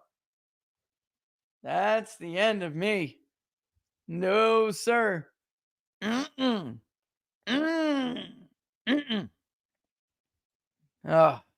told her, frankly, that she should do it, but I think she's right.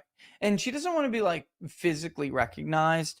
Sometimes it's actually really cool. I mean, going to the gas station up the road, pumping gas. I'm with my kids, and these two girls from Virginia plate. They recognize me. They want to take a picture. That's great. Okay. And I'm not some big celebrity, but if you're political, you may recognize me. If you watch, TV shows, like political TV shows, and you may recognize me, right? That's nice. That's all very well. I go to the storage unit because we have, as you guys know, ridiculous amounts of Christmas and Halloween decorations, which I have to go hit up very soon. It's almost too late. I go there in the storage unit, guys. They're like, "Oh, you're the People's Pundit." And then, of course, I always get, "Damn, you're short." I'm not that short, but I'm certainly shorter than people I think expect. I always get that. And that's nice. And that's cool. And that's a handshake and this and that. And then there are the less positive encounters, I think we should say, where they're not very nice. And she doesn't want that, especially because she is the quintessential mom. And she's like, and I got to give her the utmost credit for it. She's fantastic. She's the mom all my daughter's friends love and want to be with and want to be around and want her to take them here and there and whatnot. And she doesn't want that crap. Because God forbid she's sitting there with a bunch of 12 and 13-year-old girls and some nutcase liberal comes up to them in the aisle in Publix or something and spits in her face. Because they do that stuff. And then she's got to explain to 12-year-old girls, like, well, why that just happened. When they just see her as the nicest person in the world. The coolest mom in the world. So it's unbelievable. But that's the world we live in. All right, 125. I'm wondering where my clip and my coffee are. Oh, let's play. Is that we're in the early stages of watching her collapse, and that given the objective, larger realities that surround her. One last comment, which I know you wrote me back about today. My hunch as a historian and occasional novelist is that sometime in the last 2 weeks, Joe and Jill looked at each other and thought, wouldn't it be a great legacy if Joe's the only guy ever to beat Trump? And I think the stuff he's done to undermine her in the last 10 days is pretty amazing, and I don't think it's an accident. So I got to say, first of all, if any of you don't know that show, that is Two Way with Mark Halperin. It's a great show. Sean Spicer's also on it. What I like is that, thank you, sweetheart. He's got, Democrats and voters and Democratic strategists. It's a very cool show. All right. And they talk a lot about polling, and they talk about, look, people always want to bash on Mark for telling the truth now. And it's like, I remind you, because when you're wrong, it's important as a man. I mean, even a woman of character, I know it's like an expression as a man, but especially, I mean, if you're a man and you're wrong, like be a friggin' man and admit you were wrong. Mark Halperin was the first one to report that Joe Biden was getting out. He was being pushed out. And we were being told that, yes, the pressure was high. It's going to be difficult to survive the weekend, but he had something planned for Sunday and he thinks he can survive. I'll tell you, 5 days before that, Mark Halperin was like, he's gone. He's done.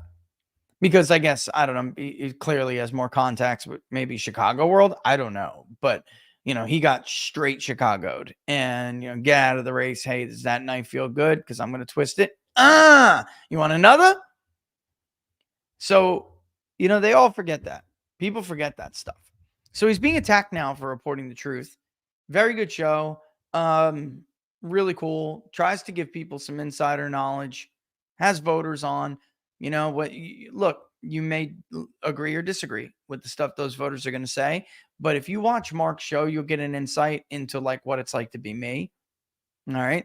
What it's like to be any pollster or anyone who conducts focus groups, things like that. You have to respect the voter. And this is something that we're just not doing in this country anymore. You have to respect the voter's decision, even when you don't agree with it. All right. In 08, I was fairly certain Barack Obama was what he was, what he ended up being. But he put on a good show and he won, and I wanted him to succeed. He unfortunately proved me right, but I wanted him to succeed, and I respected the opinions of people who were telling me what they were telling me. I could understand their opinions.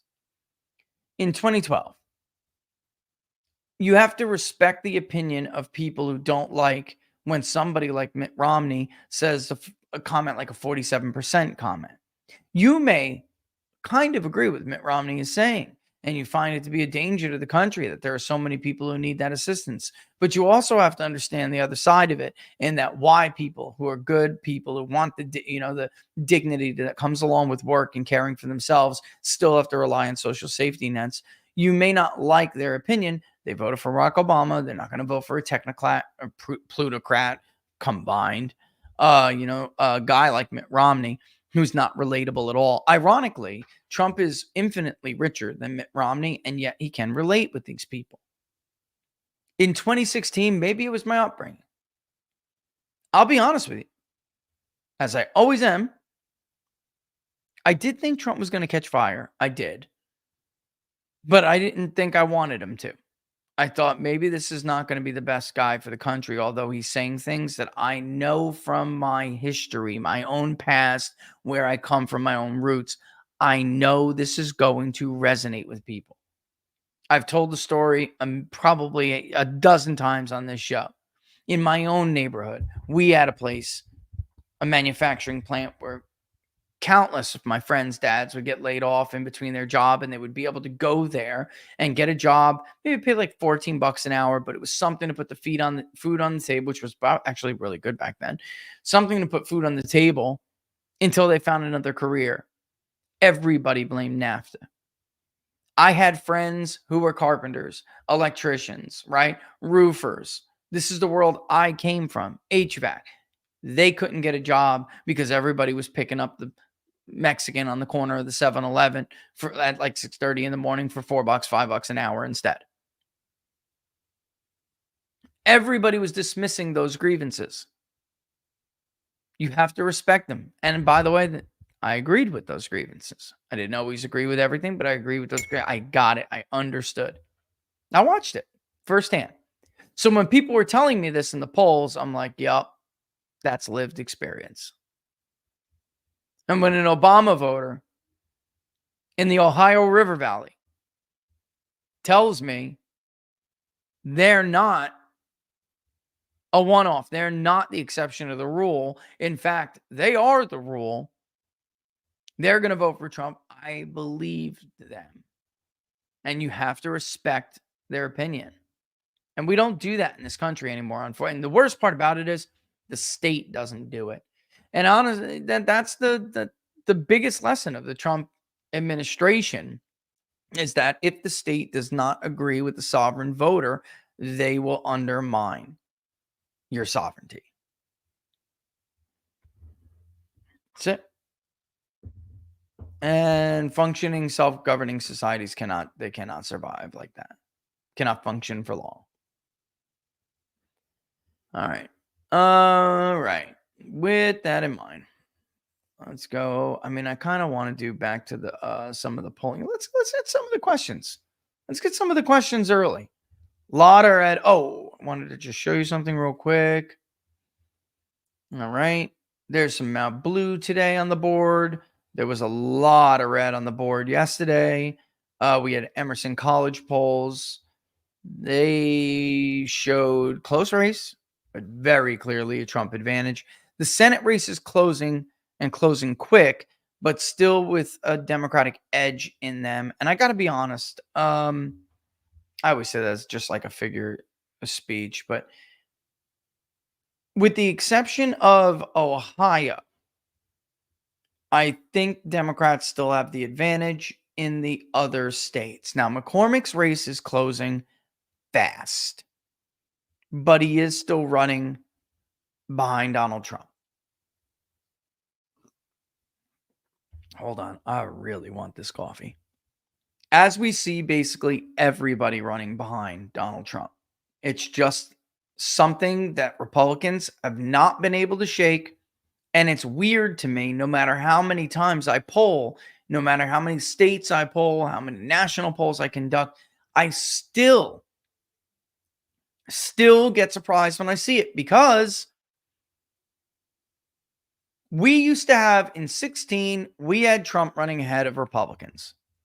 All right, we did. And other polls did not. But it wasn't as big as it is now.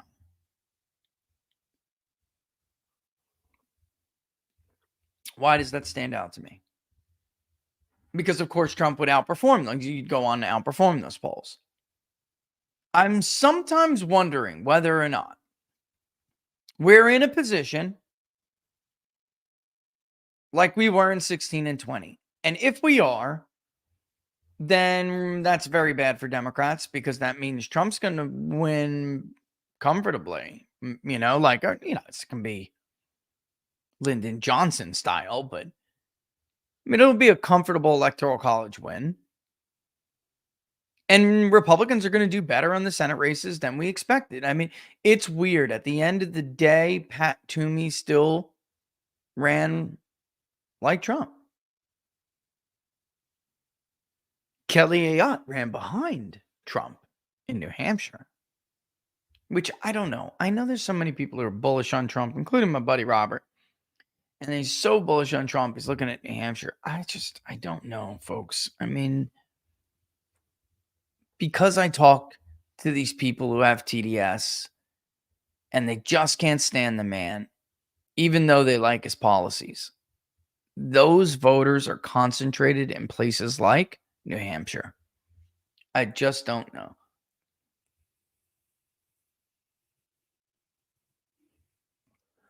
I'm more bullish on Maine and Minnesota than I am New Hampshire. Different demographics, you know? Just totally different demographics. I mean, it's just, yeah.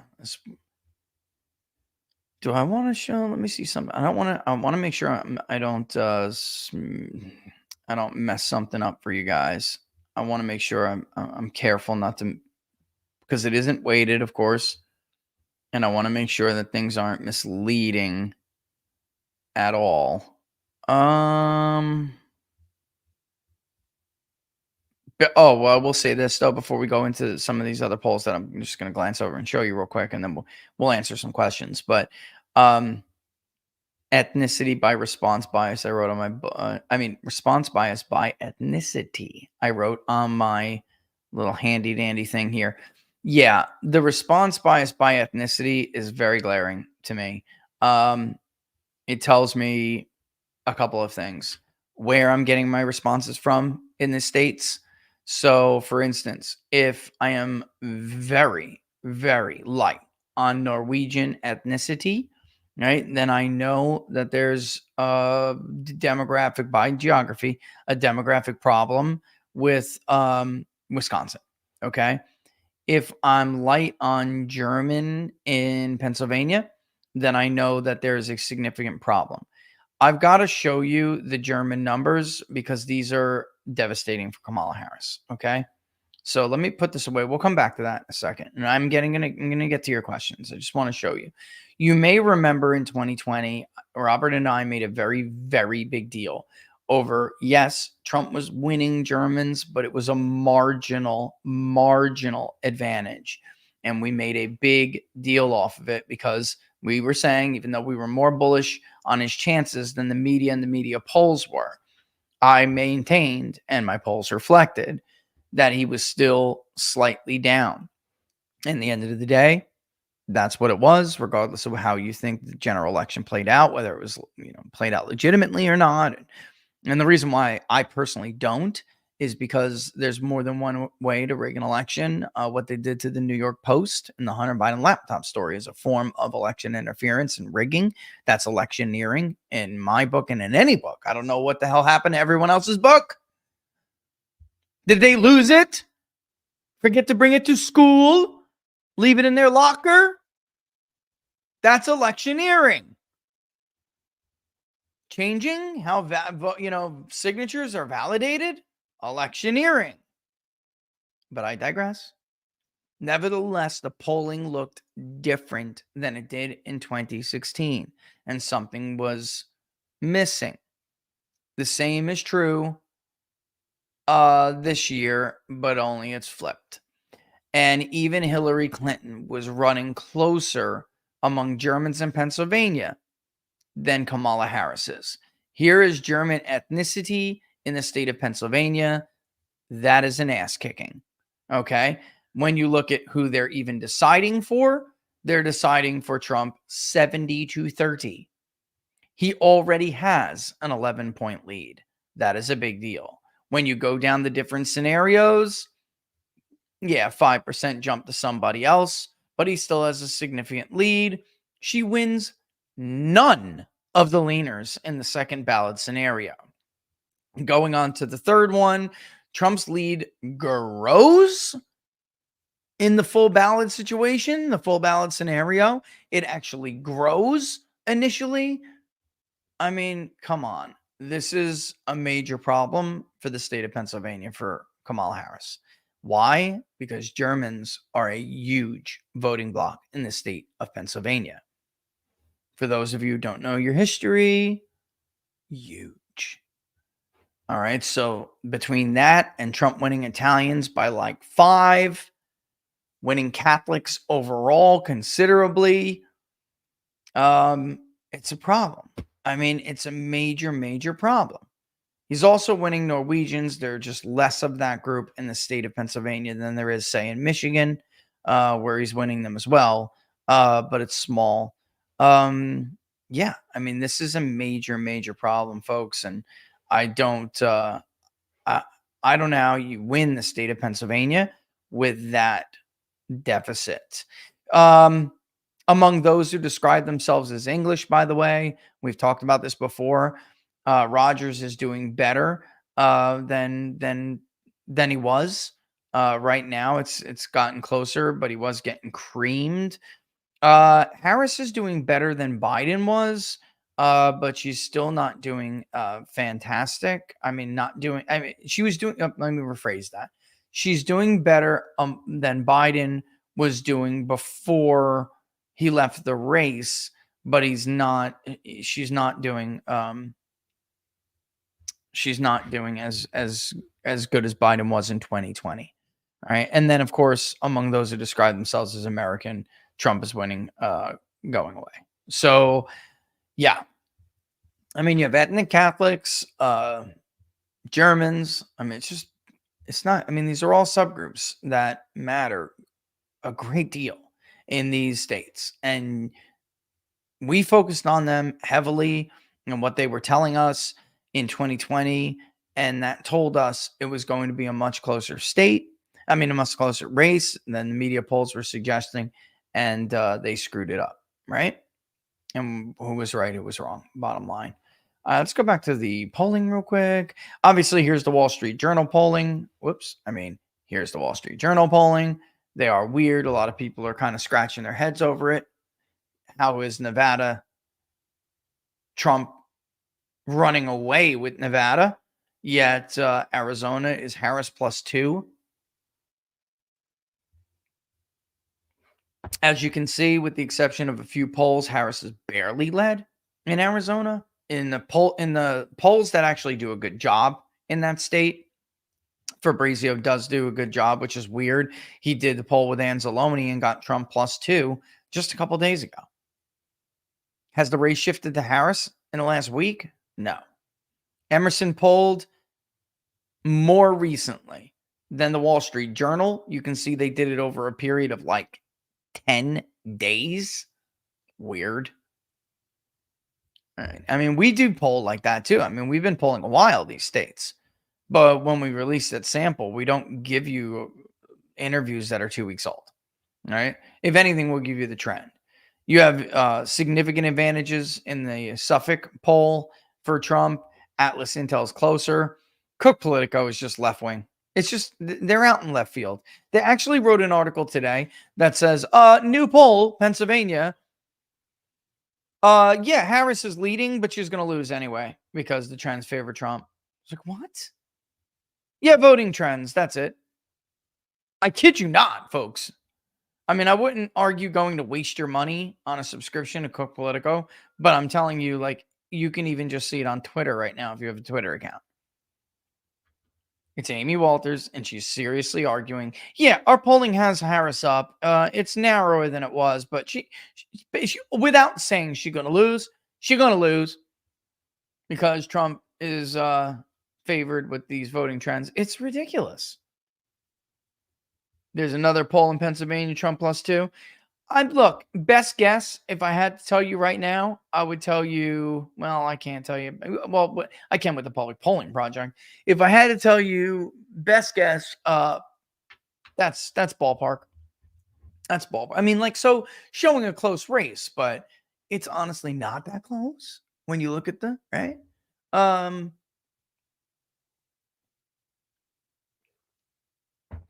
That's a good question. We didn't do in the Rust Belt Indian. I'd have to check that out with the national polling. That's a really, really good question. So for people who don't know what I'm talking about, Indian ancestry, how are they? And by that, they don't mean Native American. They mean Indian because, of course, she is Indian, not African American. She is Jamaican and Indian. This idea that she's like a Southern Black American. Now she's got the accent of a Southern Baptist preacher.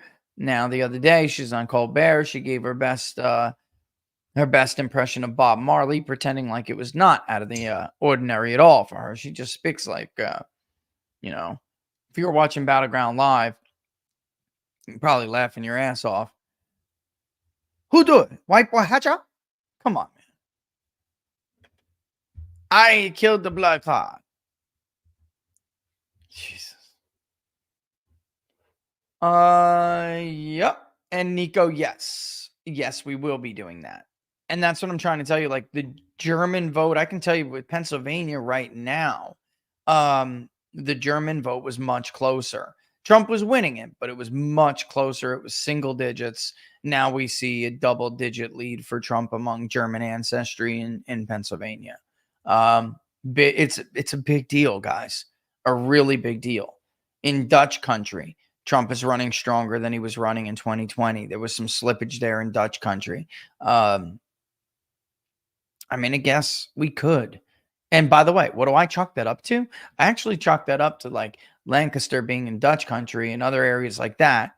And there being pockets like Robert and I were telling you on Monday, there are pockets. I mean, somewhere like Lancaster County or Lancaster County is got, you know, some very weird dynamics. The home to the Irish, you had a mini ghetto, you know, African-American downtrodden neighborhoods. And I actually chalk that up to his higher support among black voters. There are these pockets of, I don't want to call them, because it's not rural or suburban. I mean, it's not, it is considered urban, but it really shouldn't be urban in your mind. Just by the new definition, it's it's urban by the new census definition, but very different. All right, let's go to locals. Come on, locals, what you got? Follow me. Let's go all the way back to the top. Happy birthday week, Rich. Snacks for you. Oh, thanks, Jen. I trust you, but these other polls make me think this is some sort of op by them. Look, I think there is some, Jen, I think there is some, how could I put it? There is some level of coping being given out right now. There's like a hope op right now. And I'm not saying it's not close. It is close. I'm just saying that's what I think is behind many of these bipolar polls. Although I told people, on Tony, be easy on the guy, on even Quinnipiac this time. How could you have Trump leading by so much in Michigan, but he's down in Pennsylvania? Look, it can happen to all of us. And he's not down in Pennsylvania that much, is he? So it can happen to the best of us. And sometimes you just get some weird results. And also, maybe in a shocker, Michigan votes more for Trump than Pennsylvania does. I don't know that that's going to happen, but I'm just saying she has unique problems in the state of Michigan. She got Arab American problems, but then again, she also has Jewish voter problems, and she's got them. And there is still a significant pocket of Jewish vote in Pennsylvania. So I think, though, when you look at the New York Times, for example, again, like I brought up now a bunch of times this week, Jen, she cannot be ahead in the popular vote by 3 if she is losing Florida by 13 points, according to their own polling, only winning New York by like 10, winning New Jersey by like 7, running 10 points behind in some of the Biden regional states like Maryland and Delaware. Like, those are small population states, but they tell you she would need to be like winning California by a significant margin more than Biden did, and that's just not happening. By most polls and most poll accounts, she's running about 10 points behind. Part of that is probably just California shifting to the right. It is. And I know that sounds crazy because it's such a blue state, but New York is shifting to the right because of working class Hispanics. That's it. Yeah, they do have obviously a black voting electorate too. It's just not as big, obviously. So what I'm saying here, Jen, is that I think that's copium. So the New York Times gives their readers a Harris +3 to make them kind of like feel better about the state of the Electoral College.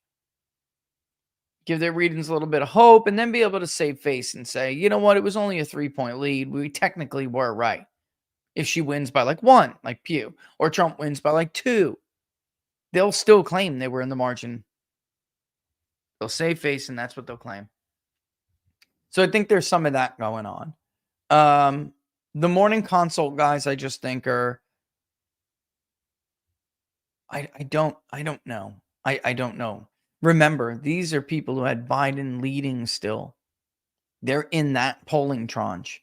They had Biden leading still while he was getting his ass kicked in the New York Times, the Harvard poll, so many others. In the average, she's sitting there, Biden's sitting there down 3 because there are some polls that are like that.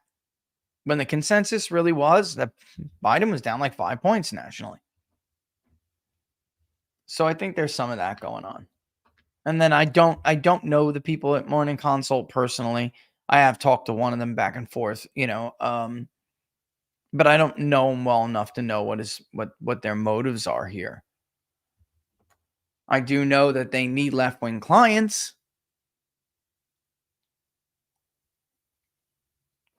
But let's face it, Jen, when you blow an election as badly as they've blown the last 2 elections, you would do this all over again? Like, at least Quinnipiac is trying. They're not trying. They're way out there right now. They have Harris like by 6 right now. This is their polling record, including the 22 generic ballot. Look at that. Look at that miss. Look at Texas.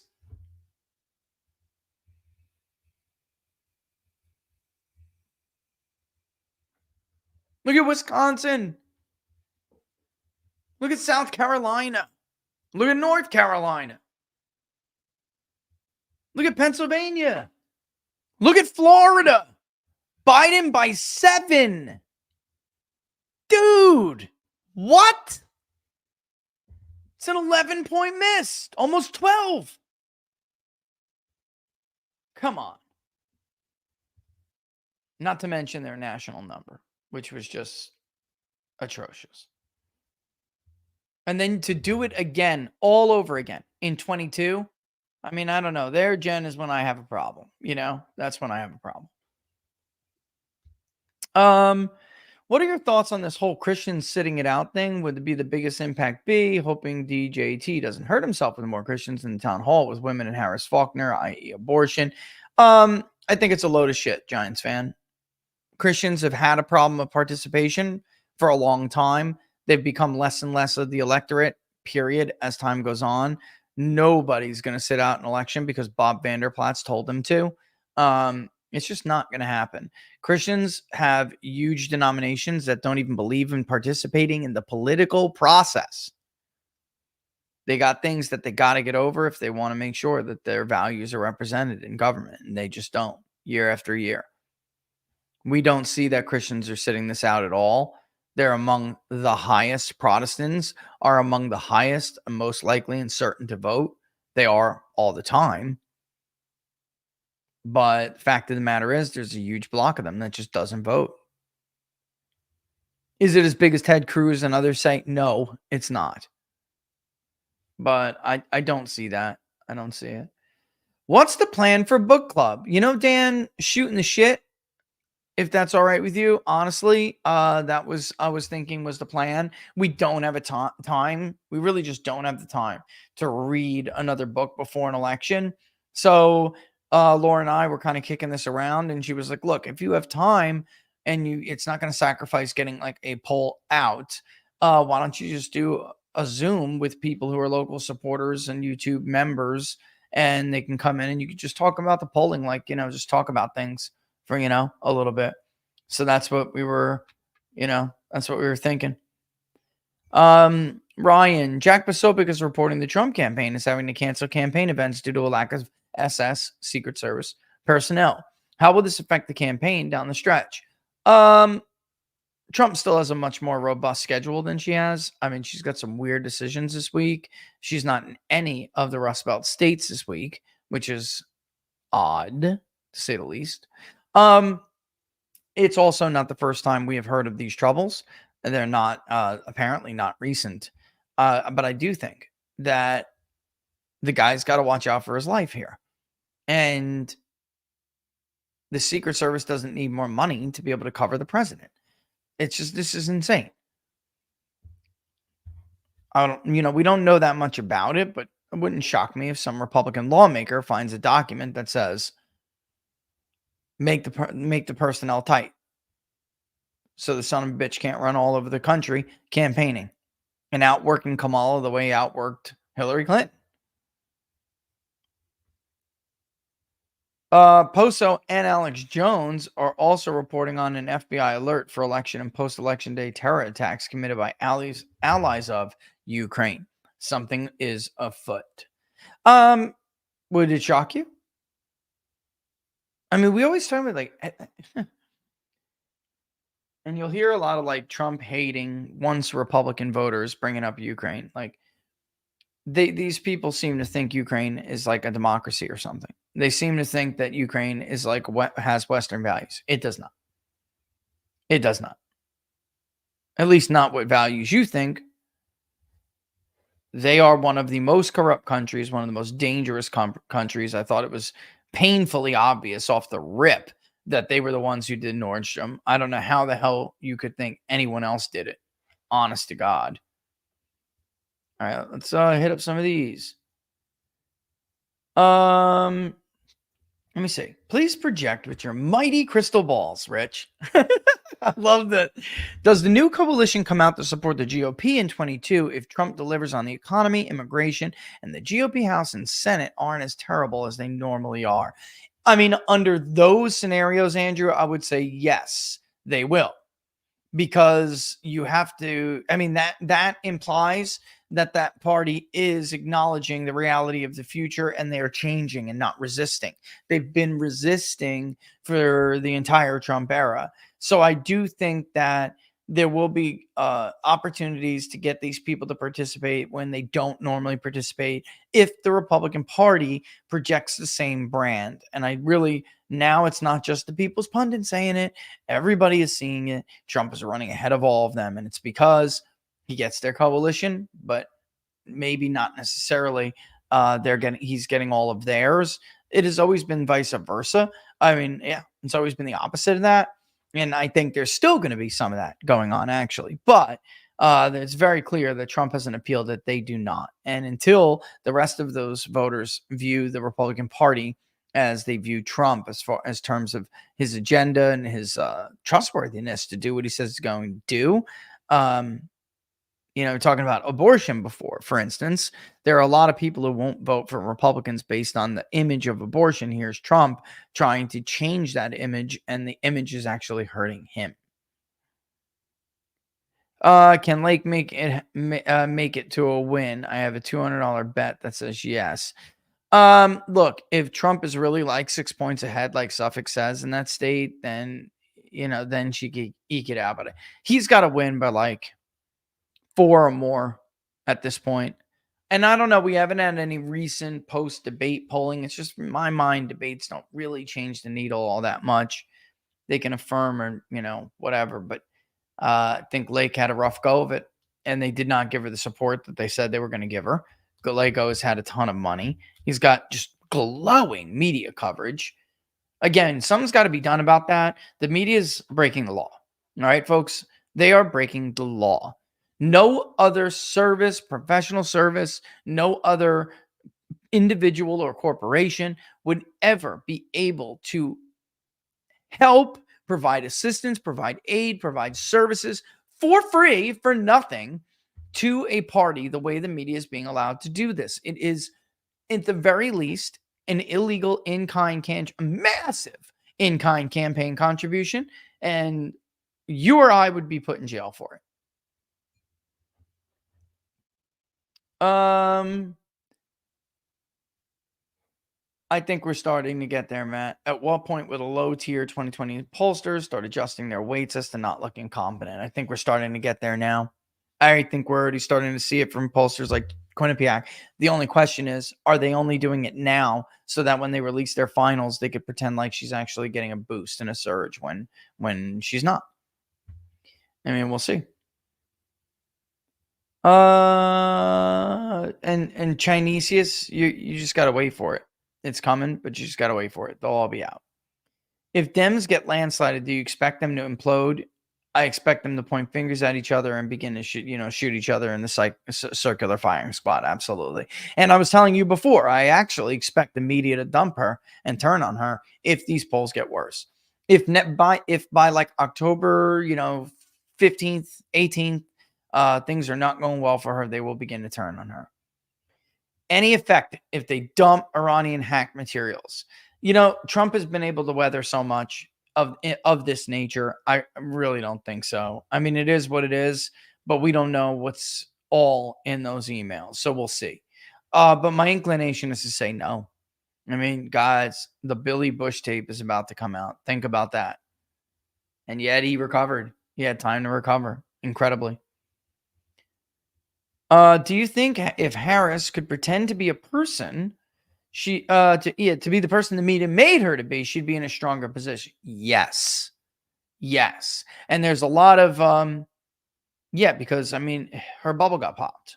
Waltz's bubble got popped, and she's starting to implode now. Some of her public appearances are getting really bad. The town hall was better, but it's like, how could you really make a big to-do about it? she's doing better. She did so much better this time. Okay, that's good because she was awful last time. Yeah, she's been awful because that's who she is. It's a media fabrication. The idea this woman is smart or talented as a politician. That is a media fabrication. So she's struggling to live up to those fabrications, and she's not able to. She has not been able to. It's been problematic. All right. Geez, it's a lot, and I don't have the time to do it. What should I write an opinion piece on in my college newspaper relating to the election? What do you think is the most important to share? Check out the Harvard study on campus. All right. Trump, look at how much better he did among Harvard students in their mock election. Check out the survey with Notre Dame. That would be an interesting topic. I wonder what your campus would be like. If they had a poll, check and see if they had a poll. Did they do a mock election last time? And then have they done theirs again yet? I mean, it's incredible how much Donald Trump has, not only like in the case of Notre Dame, he's actually ahead. And then with Harvard, he rose marginally, but he still rose, which is interesting. All right. So check that. That would be a good idea. Be a good idea. And here, I'm going to end it with this. All right. If the D's lose 20% of blacks and 40% of Hispanics, it should be impossible for them to win. Yeah. Because here's the kicker. We always hear about this educated white voter, but Trump always performs better with them than the polls suggest he will.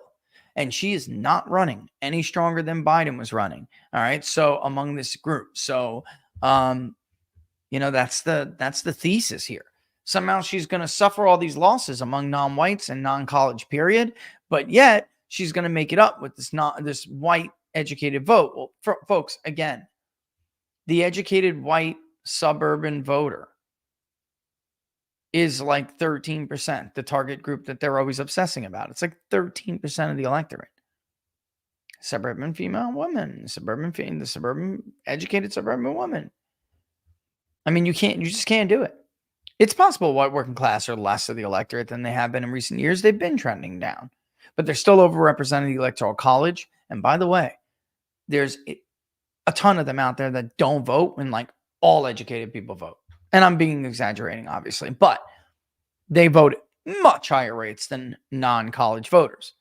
And there's a treasure trove of them out there. And, to their credit, I don't know if they started early enough. The election will answer that question.